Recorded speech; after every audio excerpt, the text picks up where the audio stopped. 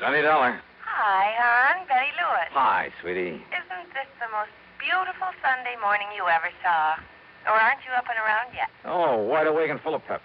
Then listen, dear. You know about the concert this afternoon at the Memorial Hall. Yeah, sure. I was going to call you, see if you'd like to be among those present. I'd love to. And why don't we make a day of it? Suits me fine. Maybe pick me up for an early lunch, take a walk in the park, then go to the concert, then go somewhere and get married, then have dinner together, and maybe find something to do this evening? Sure, why not? You mean it, Johnny? Sure. Just let me put on my best bib and tucker, and I'll... Oh. What's the matter? Oh, somewhere along the line. Did I hear you say something about getting married? Sure, why not? Oh, well, now, look, honey, let's not kid about that. Who's kidding? Oh, honey, you know how I feel about you. And if it wasn't for this crazy, risky job of mine... And it's all off? Oh, doll, let's face it, it doesn't really make sense right now. Okay, Johnny. Bye. Oh, no, wait. Betty. Hello. Oh, well, Dollar, you dope. You'd better drive on over and see that gal and try to... Oh, now, listen, honey, Well, what I meant to say back there... Yeah, what did you mean? And what's this honey stuff? Who's that? Pat McCracken, Universal Adjustment Bureau. On a Sunday morning? On a Sunday morning. Listen, I've got to see you, Johnny, right away. You mean for an assignment, some insurance investigation? I sure do. Now, listen. No, sorry, Pat, I can't. Not right now. Look, I'll run on over there to your apartment. No, Pat, no. Now, wait just a minute, No, Johnny. I won't be here. You'd better be. But I tell you... Hello. Oh, son of a gun, doesn't Pat realize that sometimes there are things more important than... Oh, well, I suppose I shouldn't have barked at him. Maybe after I've kind of smoothed things over with Betty, I can... Okay, now listen, Pat. Instead of your coming over here, just give me a couple of hours to take care of something personal, and I'll drive over and see you, and you can tell me... Pat? No, Johnny, this is George Reed at Floyd's of England. George? I know this is a Sunday morning, and it's hardly cricket to call you. George, I'm all tied up. This is a real emergency. I'm sorry, George. It involves Alvin Peabody Cartwright. Huh? That old crackpot? Now, you know you really love that old character. All right, so what? It just happens that right now I've got... He's probably responsible for more of the big fancy fees that have been paid you than... George, listen, I'm sorry, but nothing that involves Cartwright or anybody else can possibly be more important at the moment than something personal I have to do, and right away. Nothing, Johnny? Nothing. Not even murder? Huh?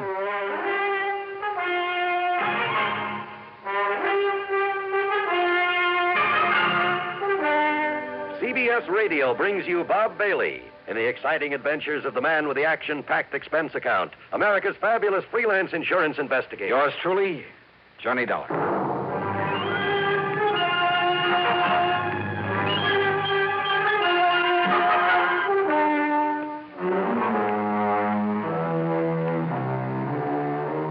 Expense account submitted by Special Investigator Johnny Dollar. To the Universal... No, to Floyd's... Well, now, wait. Before this case was through, there were enough insurance companies involved to... Well, anyhow, it's an account of expenses incurred during my so-called investigation of the 5 Down matter. 3 phone calls, all within a couple of minutes, all demanding my services immediately.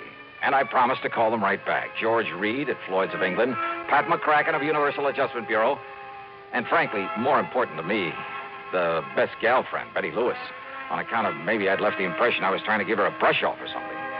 And as the people who listen to these reports know very well, that I would never do. Yeah, that's it. First I'd call Betty, but as I reach for the phone again... Johnny Dollar. John, thank goodness I found you in. Who are you? It's vital that I see you at once, immediately. Yeah, I said, who are you? Who am I? Yes. Why, Johnny, this is Harry Branson of Philadelphia Mutual Liability and Casualty Insurance Company. Harry, look, if this call is about business... Well, of course it is. Well, I'm sorry, I'm all tied up. But if it's something that can wait... I'm afraid not. Because I have 2 or 3 other things that I have to attend to first. So what I will first. do, John, is this. I will give you the address of where you must go. No, sorry. Then you can fly on out there and do it. Harry, no. And I'm sorry. I'm really sorry. I know you said that, but now, John... Look, Well, as soon as I can get these other things cleared away, I'll call you back, huh? Call me back? Yes. But good heavens, John. I'll call you back. John! Holy... What is this, anyhow? You'd think the world was coming to an end. Oh, now, wait. I call back to Betty. Huh? Oh, come on. This is carrying things too far. Johnny Dollar. Earl Poorman, Johnny. Now, look. Tri-State Life and Casualty. Yeah, out here on the Earl, coast. it's nice to... But listen, I'm sorry I can't talk to you right now. But, Johnny, I want you to come out here just as But quickly... I can't. That is... What? Now, listen, Johnny. I mean, at least not right away, Earl. Not right this minute, huh? This is very important. Well, something's come up. A lot of things have come up, and I can't even take time to talk to you until I... Listen. Hey, Earl. I'm listening. All right, let me call you back, huh? In a couple of minutes or maybe a couple of hours at the most, okay? Well, as long as I can be sure you'll come on But out I can't here. be... Oh, listen, I'll call you back. Oh, brother, nice, peaceful, quiet Sunday, huh? After all these guys, well, they've all been pretty good to me over the years, so if any of them has got a real problem... Oh, no, first I got to call Betty and patch things up. Oh, no, believe me, this is impossible. Yeah, go ahead, ring your head off, go ahead. When you decide there's no one here, I'll make the calls I promised, and oh, well. Johnny Dollar. Johnny, this is Buster. Buster? That's right. Buster Favor. Lake Mojave Resort. Oh, Here in well, Arizona. hiya. Buster, now listen to Johnny, me, please. if you're on your way out to California, I've got to see On my way out to... So Whatever if gave you the you're idea... taking a plane out to Los Angeles, why don't I drive on over? and Hey, meet you did I there? say anything about going to California? Oh, but I've got to see you, Johnny. Oh, Buster, look, please, believe me. With the crazy way things are going around here, believe me, I'm sorry, but I can't talk to you right now. But this is important. I Johnny. know. So, sure it Johnny, is, but please, just give me a little while. I'll get back to you. whatever you say, but when you do get I'll out get here... back to you. Oh, telephone, so help me. If you ring once more. All right.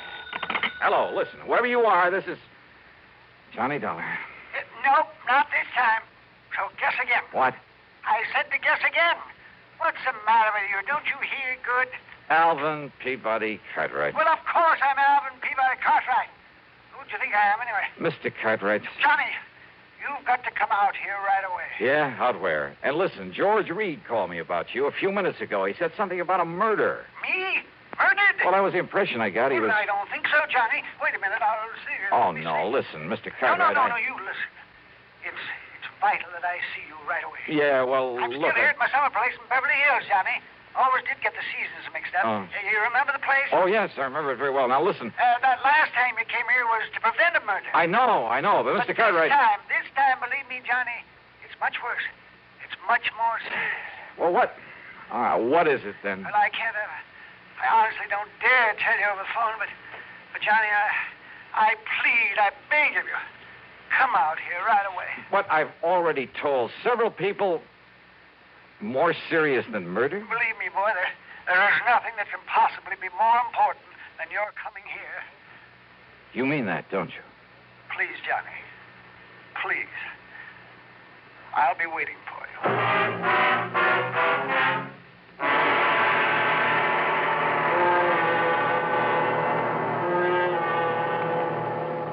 Ever notice the way Pepsi-Cola has of disappearing fast?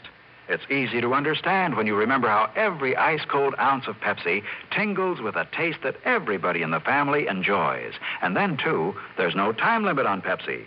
Day or night, with meals or by itself, work days or weekends, for parties or all by yourself.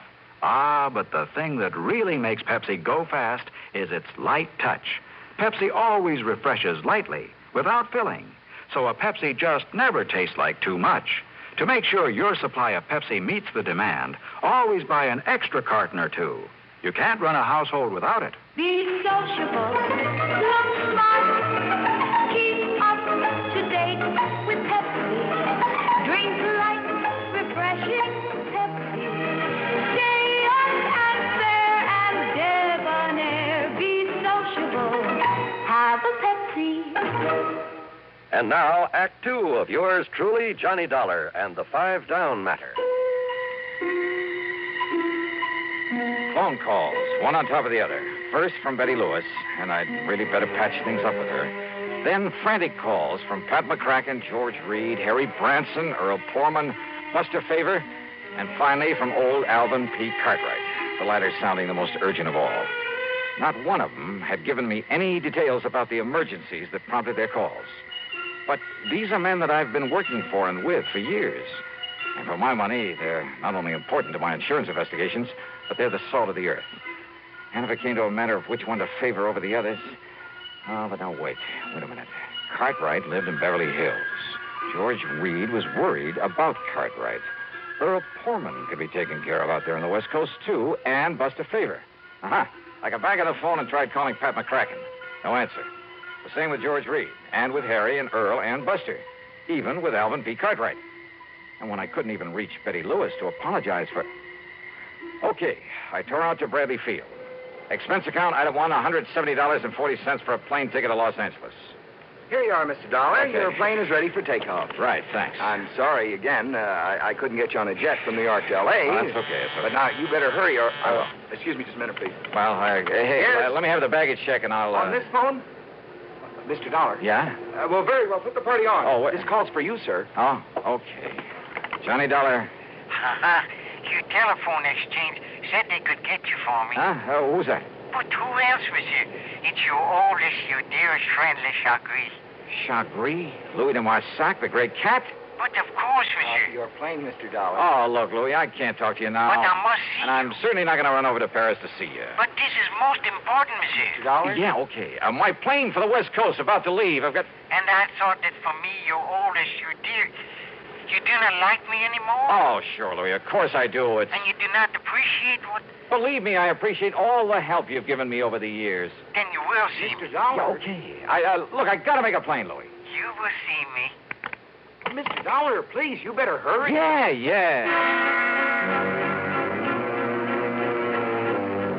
What? The real stopper came in New York when I changed for a plane to the coast and with barely time to make it.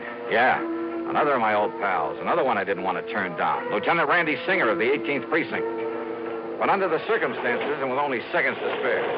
But, Johnny, you've got to handle this one for I'm me. sorry, Randy. It's down on the West Coast in California. Which is exactly where I'm heading if I make the plane. Well, that's good. So let me tell you where to go when you get... Randy, please. I'll miss the plane. Send me a wire or something, huh? This your plane right here? Yes, it is. Well, then maybe I better climb aboard with you. No such luck. This flight is full up. All right, here you are. Here's my ticket. Fine, sir. Get right aboard. Thanks. Well, I can beat you out there on one of the jets. No space on them either. I tried it. Want to bet? Please, will you get aboard, sir? Right. So long, Randy. Yeah. See you, Johnny. Yeah, pretty shabby, I guess. I mean, the way I treated some of the best friends I had. But what would you have done under the circumstances? Well, during the brief stop in Chicago, I sent telegrams to all concerned, telling them I'd call them the minute I could. Even a very long wire to Betty Lewis, promising just about everything. Short of marriage, that is. Then finally, when I pulled into L.A. and started to pick up my baggage and look for a taxi... Johnny. Couldn't believe it. My old contact from the underworld. Yeah. Smokey. Yeah. Smokey Sullivan. Yeah, I'll take your bag. I got a car right over here. You were expecting me? You? Yeah, and the kind of poor old Cartwright. Oh, hey, what's happened to him? What's this all about? Johnny. Yeah? Johnny, I hate to say this. Yeah? Knowing how much you really care for that old man. Yeah? And after all the pretty awful crimes I've saw before I went Oh, straight. come on, Smokey. But what you'll see at Cartwright's place, oh, Johnny, you'll never believe it. Constipation is something people don't talk about much, but it can be a problem for anyone, even doctors. And when constipation occurs, it's interesting to see just what doctors consider important about a laxative they might use or recommend. Well, a majority of the doctors we heard from had this to say. A laxative should be effective, gentle, close to natural acting. A medicine that can be used with complete confidence. Now, X-Lax has been popular with many doctors and millions of people over the years because pleasant-tasting chocolated X-Lax is effective. Overnight, it helps you toward your normal regularity. X-Lax is so gentle, so close to natural acting, there's no upset. That's why many doctors and millions of people use X-Lax with complete confidence. X-Lax, the laxative that helps you toward your normal regularity gently, overnight. Now, Act 3 of yours truly, Johnny Dollar. On the drive into the Beverly Hills address of Mr. Cartwright, I tried to make Smokey Sullivan tell me what it was all about. But he had only one answer for me. Oh, Johnny, you'll never believe it. When we finally pulled up in front of the beautiful home on North Roxbury Drive, I jumped out of the car and tore on up to the front door. All right, Come on, come on, come on. What do you think you're trying to do? Break in this house? Oh, Johnny. Mr. Cartwright. Oh, Johnny, I've been frightened to death. What about, sir? What about? I was afraid you wouldn't make it. That's what it's all about. Well, all those bodies inside Bodies? there. Where? In the library, Johnny. Come now. I'll show you. Yeah, I think you'd better. All over the floor. Just wait till you see them. Well, here. Isn't this the library? Yes. Oh, dear Johnny. All right, now. Wait now. Well, your gun? That's right. Okay, now. Okay, now. Huh? Oh, no. Look at them. All over the floor. Mr. Cartwright wasn't kidding. There were bodies there, all right, half a dozen of them, sprawled around in awkward positions, as though some giant hand had suddenly struck them down. But why? And there was no sign of a struggle, not a... Huh? What is it, Johnny? Oh, I mean, isn't it terrible? Wait a minute. That's Pat McCracken. I know. And George Reed over here. Well, he's still alive. Shall I call a doctor? Yeah? Or shall I put him out of his misery? What? The gun, yeah. Earl Poorman over here. Buster Favor. And me, Le Chagrin, my dear, my darling friend. All right, you guys. What is all this? What goes here? Johnny. Buster, so help me. All right, now listen. Mr. Cartwright, will you take that gun away from him? Randy. That's right. I told you I could get a jet out here. Sure, we all came out on the same flight. Earl, you son of a gun. How are you, Johnny? Surprised? Are you kidding? And Harry Branson. Glad to see you, Don. So this is why you wouldn't tell me anything, Smokey. Yeah. Fooled you, huh? Yeah. But come on now, what's the big idea? Wait a minute. Now, will you stop waving that 38 around, Johnny? Huh? Oh, I'm sorry, Pat. Yes, well, here. I'll take it. Yeah, you better, Mr. Cartwright. That's all right. I'll put it back in my pocket. I have it. Oops. Down, boys, down!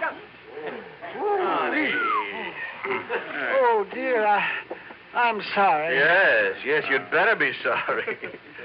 Well, Johnny, it looks like we succeeded in getting you out here, all right. Yeah, well, now, look, will somebody please start to make some sense and tell me what this is all about, huh? Why not? Yes, McCracken, why don't you speak for all of us? Yeah, go ahead, Pat. All right, fellas, I don't mind if I do. That's good. It's really pretty simple, Johnny. Today, Sunday, marks the end of 5 years in your present series of investigations for what we like to think is a pretty good lineup of insurance companies. Yes, so happy anniversary, Johnny.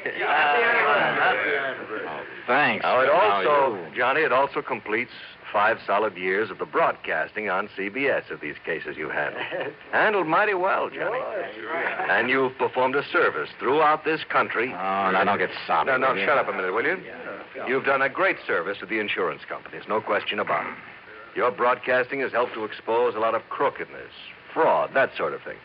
Has saved the insurance companies a lot of money. And that means it saved the people, their clients, the people who listen to your program every week. It saved them a lot of money, too. Well, And purely incidentally, these CBS shows of yours have provided a lot of entertainment, a lot of pleasure to literally millions. In other words, Johnny, a lot of people think mighty well of you. And with very good reason. Oh, no. But take it easy. Oh, now you shut up. Now, to get all those people together to say thanks, well, that's impossible, obviously. So we thought, that instead of just handing you, if we could somehow, fellas, I'm doing pretty badly. Make your feet, monsieur. Well, Johnny, I went over all your radio reports. I made a list of the people who've been most involved in your cases these past 5 years. And then when I made the suggestion to Mr. Cartwright... That's right. I told Pat that if he didn't let me give this party to do you honor... Honor? That would... Are you kidding? Yeah. Oh, no. All right. I mean, throw a big fat brawl for you just to get her through that skull of yours. Just to show you how much we love and appreciate you, Johnny. And that's why we're here. I couldn't think of a better way to tell you. Well, you happy, Johnny? Well, look, if you guys think I want to break up over this. Yeah? Yeah, Johnny? Oh, well, Pat, Mr. Cartwright, Smokey, Harry, Earl, Louie, Randy, Buster, George. Well... To Johnny. Betty. Oh, well, will you look at that? I guess you'll be glad to see Weren't this they nice to let me in on... Uh, An honest, honey. I won't ask you to marry me. Not yet. Rascal, you out of Now, will somebody break this up before we all start crying like a bunch of puppies? Yeah, let's bring it up, huh? Well, Johnny, we just thought that maybe a gathering of your friends, your real friends, Johnny, I mean that. And if there's anything you want, Johnny, this house, a nice yacht, a couple more cars, or anything, Johnny. Anything, huh? Yes, sir. More than this? Well, look, if I can somehow hold on to the friendship of people like you, that's all I ask. Believe me, it's the most that anybody could ask.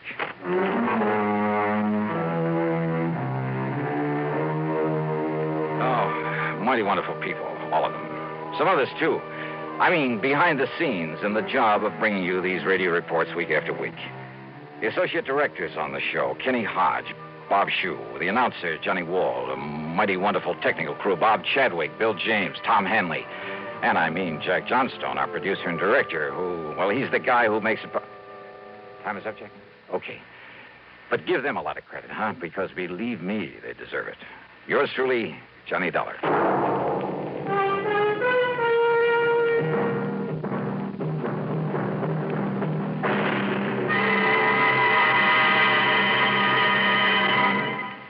Stop and think a minute. Just how well do you know the two presidential candidates? How fully informed are you on the main issues of their campaigns? Well, you can learn a lot about Vice President Nixon, Senator Kennedy, and what they stand for if you listen to Presidential Countdown, a special series of pre-election broadcasts presented each week by the Public Affairs Department of CBS Radio News. Don't miss this important, informative feature. Listen to Presidential Countdown every Tuesday night on CBS Radio.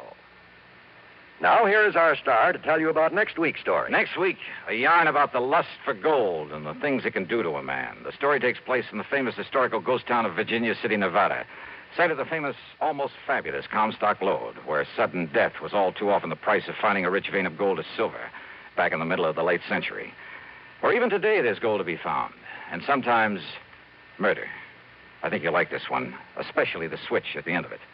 So join us, won't you? Yours truly, Johnny Dollar.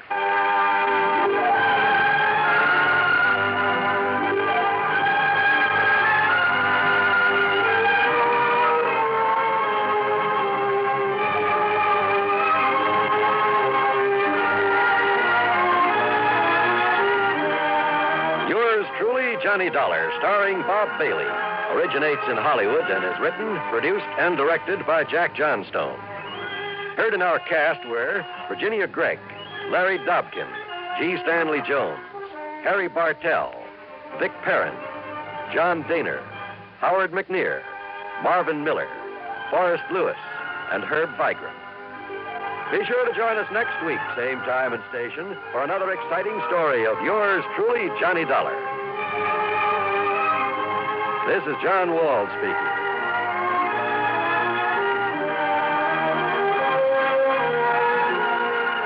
This is the CBS Radio Network. Stay tuned to WROW Albany, New York for a special news bulletin from Schenectady. What's all the commotion about, Dooley? We're celebrating your birthday, old boy. By the way, Schultz, how old are you? Listen, Suds, you're an officer of the law, not a census taker. Let's say 21 plus. I'd like to propose a toast. Pipe down there. Let's listen to Dooley's latest masterpiece. Here's to the mug who is full of good cheer. Here's to his favorite, natural beer. Darling of drawing room, pantry, and pub. Here's to magnificent Utica Club. Oh, brew me no brew, it's artificial bubbles, those carbonated beers of today. Cause Utica Club will still make the trouble to age beer the natural way. Utica Club, you see. Brewed by the West End Brewing Company of Utica, New York. We delay for a few moments the start of pro football from CBS to bring you this special report from Schenectady by WROW Radio News Director Monroe Benton. This is Monroe Benton reporting from IUE Hall in Schenectady. Nearly 9,000 members of IUE Local 301 here in Schenectady have just voted not to strike against the General Electric Company. The vote counting was completed just a short while ago and showed 5,033 in favor of accepting the latest company offer, 2,895 rejecting the company offer, 17 ballots were void. Therefore, a total of 7,945 members participated in the vote here at IUE Local 301 in Schenectady. The actual balloting was conducted on Thursday and Friday, but the votes were not tabulated until today and announced at an unusual Sunday news conference held here at the IUE Hall on Erie Boulevard, Schenectady. The vote again, 5,033 to accept the latest GE offer, 2,895 rejecting the latest company offer. Now, also this afternoon, the results of the balloting for the members of the IUE at the Capel Knowles Atomic Power Laboratories, both in Niskayuna and in West Milton and Saratoga County. The vote there was just the opposite, 172 in favor of striking, 104 against a strike. That is the result of Local 301 AE, members at the Knowles Atomic Power Laboratory in both Niskayuna and in West Milton. A total of 276 members voted there out of the total union membership of 368 at Capel. The vote here was counted under the supervision of 3 clergymen and announced at this news conference. However, this vote at Schenectady does not mean there will be no strike against GE, or for that matter, that there will be one when the contract expires next Saturday, October the 1st. Negotiations will continue in New York for the rest of this week, and on Friday, the IUE GE Conference Board will meet to review the votes taken by all the IUE locals at GE across the country, and on that basis make up its mind on whether to call a walkout. Schenectady IUE, being the largest of all the locals, will naturally carry a lot of weight, but today balloting is also being conducted in at least 2 other key areas, Lynn and Everett, Massachusetts, and Pittsfield, Massachusetts. Earlier this week, employees at Waterford GE voted in favor of a strike, or putting it the other way, rejecting the company offer. Therefore, despite the vote here in Schenectady, the results of the Pittsfield and Everett and Lynn balloting must be reported, plus that of such large locals as the 6,000-member Louisville, Kentucky local, before the conference board makes its decision next Friday. The GE IUE Conference Board is made up of elected delegates from each of the union locals. They are elected on a representative membership basis, but each local is limited to a maximum of 4 board members. These delegates are bound to vote at the conference board meeting the way the locals have instructed them to vote. On this basis, the 3 largest GE plants in the Northeast, Schenectady, Lynn, and Pittsfield, have a total representation of 12 delegates, although they represent about 1/3 of all the IUE members in the GE chain. It also should be noted that the IUE Constitution states that when the conference board determines to strike to obtain national agreement, all union locals are bound by such action. In 1958, Schenectady, Pittsfield, and Lynn voted against a walkout when Louisville, Kentucky voted in favor. Of course, there was no walkout then.